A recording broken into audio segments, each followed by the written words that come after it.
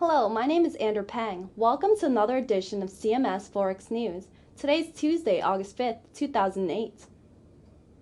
In Australia, activity in the services sector contracted again in July, with the PMI sliding to 42.8. When the index is below 50, the sector is contracting.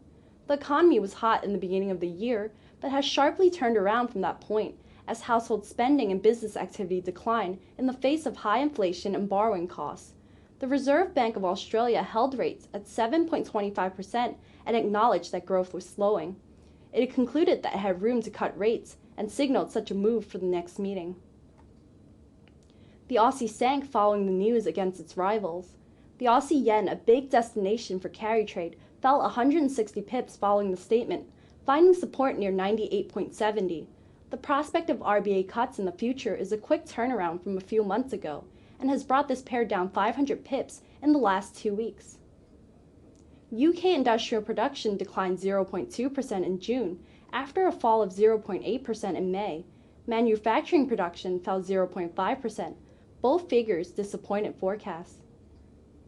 The UK services PMI marked another month of contraction. Activity didn't fall as much as in June and beat forecasts, but still weakened the pound overnight against the dollar. The final version of Eurozone services confirmed the preliminary figure of 48.3.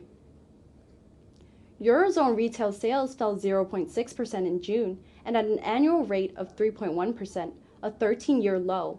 Consumers faced with high energy and food prices are cutting back on discretionary spending. The news adds further data suggesting the Eurozone is facing serious headwinds. The ECB meets later this week. The Euro-Yen pair, similar to the Aussie pair earlier, saw a steep decline. From its open, there was a 180 pip swing in the yen's favor, as there was an exit from carry trade. The pair now sits near its levels from Friday. The fall comes despite stocks in Europe being in the green, up on falling oil prices. The pound dollar was pressured by its fundamental data and dollar strength prior to the FOMC meeting. The pair fell 80 pips in favor of the greenback, breaking support at 1.96. This put it at a new 7-week low.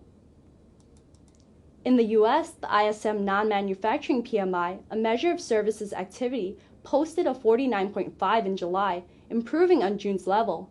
New orders fell and other key indicators stayed below 50, while prices measure cooled. At 2:15 p.m. Eastern, the Fed held rates at 2% and pointed out uncertainty over inflation while seeing downside risks to growth. The FOMC statement may have disappointed those traders hoping to see some indication of a rate hike in October, as the Fed still seems concerned about growth. Overnight, the euro-dollar pair was down 100 pips following weak European data and expectations of a more inflation-focused FOMC statement.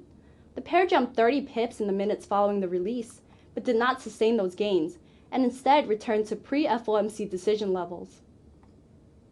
The yen gained initially against the dollar overnight, but the dollar found support and by the New York session nearly tested the 108.50 resistance level, which has held up multiple times in recent weeks.